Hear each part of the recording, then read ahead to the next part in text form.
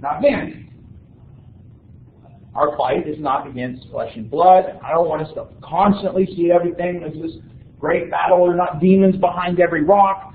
But what we do have to recognize is that our actions are effective in more realms than what we see. And that our action, especially for those of us that are wanting to serve in some sort of leadership capacity, and any sort of ministry is a leadership type of capacity, then we have to recognize that there is a struggle that is going on for the hearts and minds of people. And that our battle is not with human beings, but with those forces of wickedness in heavenly places.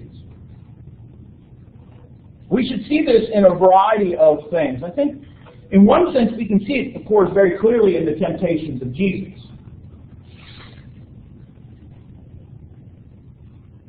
In a very real way, a real tangible way, in a very obvious way. The temptations of Jesus represent a very important form of spiritual warfare. As Jesus is preparing to take on his ministry. It's right after John's baptism, where John will baptize Jesus. Jesus will be led by the Spirit into the wilderness to face temptation by the devil. Now, we don't face an obvious temptation in the sense of Satan coming to us in sort of a sensory type of way, but as ministers, in any form of ministry, whether that's serving on a mission field, whether that's children's ministry, whether that's pulpit ministry, whether it's youth ministry, there will be a variety of temptations that will occur. And if you don't believe that, then again, what are you doing going into ministry for? If you don't believe in the reality of things that Scripture says, that there are real forces of evil at work in our world. Again, I don't mean that we should be constantly paranoid looking under every rock, but I do mean suggest that we should not discount this.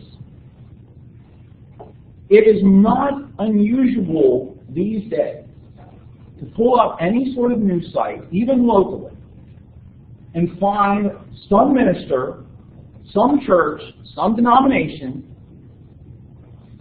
who has succumbed to the temptations of greed, of lust, power, all sorts of things that people can be tempted to.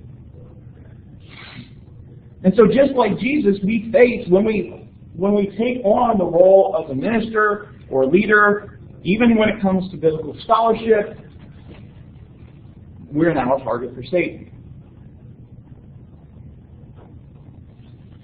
Paul reminds us, though, in chapter 10 of 2 Corinthians, about this. I mean, one of the problems today is that a lot of people talk about spiritual warfare, and it becomes very, it's a very popular topic in many ways, but often the way it's talked about makes it look like our mission is to try to vote people out of office or rise up against this person or that person or this thing. And that's not necessarily what we're talking about. We don't wage war according to the flesh, Paul says in 2 Corinthians 10, verses 3 and 5. For the weapons of our warfare are not of the flesh, but have divine power to destroy strongholds. We destroy arguments, every lofty opinion raised against the knowledge of God, and take every thought captive to obey Christ. And so we have to recognize that we should not be in a battle like other human beings would be. But instead, look at what Paul does say in that section on the armor of God.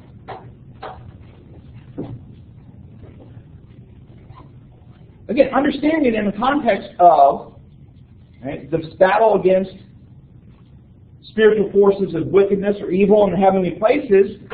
Look at the weapons that he says. Truth, righteousness, preparation for the gospel of peace, the shield of faith, the helmet of salvation, the sword of the Spirit. When you look at a lot of the people that are talking about spiritual warfare, and out there in the Christian media, Christian publications, these aren't the things that are talked about. I mean, certainly there is that level of truth, but when we go back and think about those characteristics of ministers that we looked at several weeks ago, it's the fruit of the Spirit. It's the Word of God. It's prayer. These are the weapons God has given us to engage in warfare. It's not the kind of warfare that we necessarily think of. Even in an ideological warfare, we're to exhibit love, joy, peace, patience, kindness, goodness, gentleness, faithfulness, and self-control. That's not a necessarily militaristic outlook, not a violent one, even though we're talking about warfare. But it's the exact opposite of what warfare would look like. Faith and salvation, the Word, prayer, righteousness, all of these are the things that we are called to as ministers. And that's why I think that the book on excellence is an important one for us to think of as we think about preparation for ministry, for biblical scholarship, whatever direction you're planning on going. And so I want us to just remind you of those characteristics that Kostenberger points out as far as things that we should adopt. Now again, Kostenberger's focus is predominantly on biblical study scholars who are in the academy, meaning that they teach, they do research in biblical scholarship. But I think that there are a lot of things and a lot of the characteristics that he talks about there in the context of the academy, the university, that are important for us no matter what type of ministry we undertake. First, he points to diligence. What does diligence mean?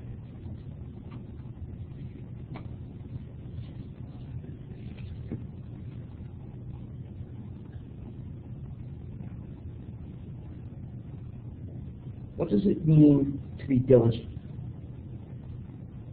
Productive. Right, productive is part of it.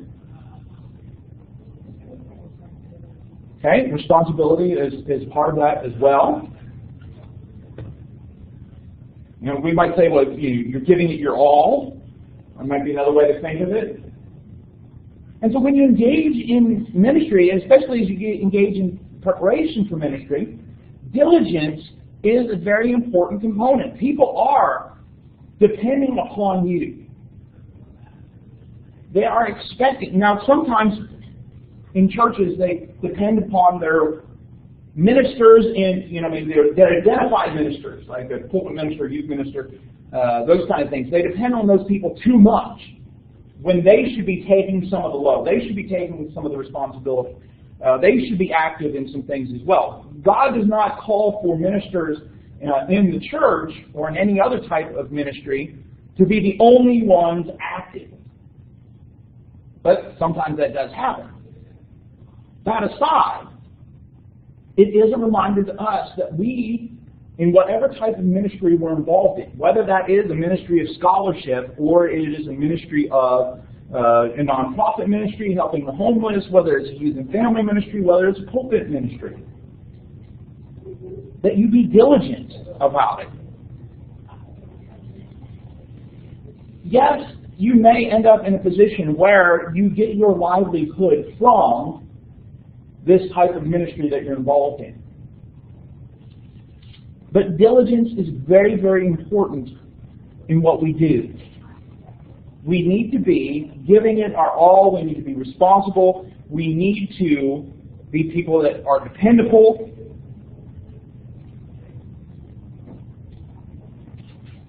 Excellence in ministry also requires courage. It would be great to say that no matter what church or what nonprofit or what parachurch organization you end up working for is always going to do everything exactly the way that God would want things to be done. It would be great if that took place. And the majority of us, in fact all of us, are going to be in positions where things don't always go the way that God would want them. Right? People don't always live. We don't always live the way God would want us to live. But there's going to be times where we need to stand up and speak out against those things. Now, it's going to require us to understand when the time is to speak out, but there's going to come a time where you have to be courageous. So courage is something that you should see in your ministry. Ministry should be something you're passionate about.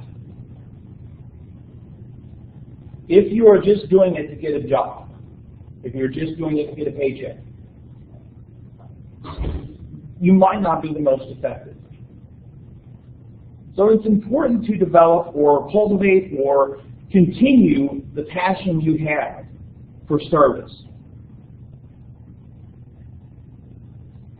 It's very important for other people to see that as well, so they can be a part of that. On the other hand, though, there is wisdom in restraint.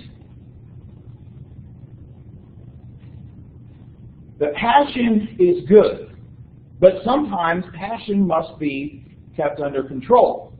There's times to speak out, there's times to be silent. And so you must develop restraint as well. Now, in the context of scholarship is where Kostenberger emphasizes creativity. But I also think we need to recognize this in whatever type of ministry we're going to be involved in. God creates us to create.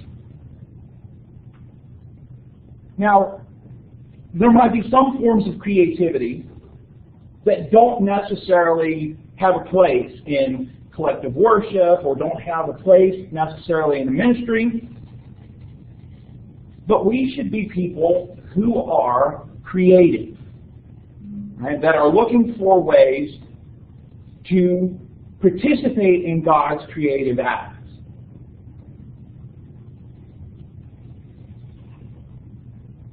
Sixth, Kostenberger points to eloquence.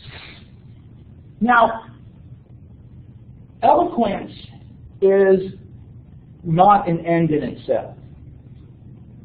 Just because you can speak very well, or you can put words together in such a way that they're persuasive, does not necessarily make you more godly.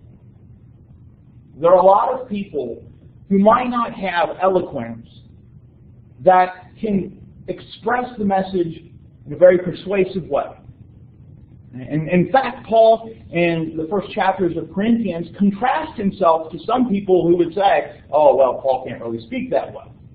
Right? And so Paul wasn't trained necessarily in rhetoric, but we should recognize that a lot of our activity is going to be done in words. And where we have the opportunity, we should find the right words, say things in the right ways, find good, positive, persuasive ways. And we should be working for eloquence, not for the show, but for the ability to express the message in a way that people will understand. So not eloquence necessarily of rhetorical art, but eloquence in sharing the message. Morally, integrity. Now, integrity is a very important component. Right? Just like we've noted already, the number of people in a variety of ministries who fall to temptation, it's more important now than ever that we be people of integrity in any sort of ministry. I disagree with Billy Graham on a lot of theological issues. However, one thing I admire about him is how far he was willing to go to preserve his integrity. As he started out in his ministry, and as his ministries were starting to expand, he sat down with a group of close associates, other ministers, And they looked at what are some of the places where ministries fail.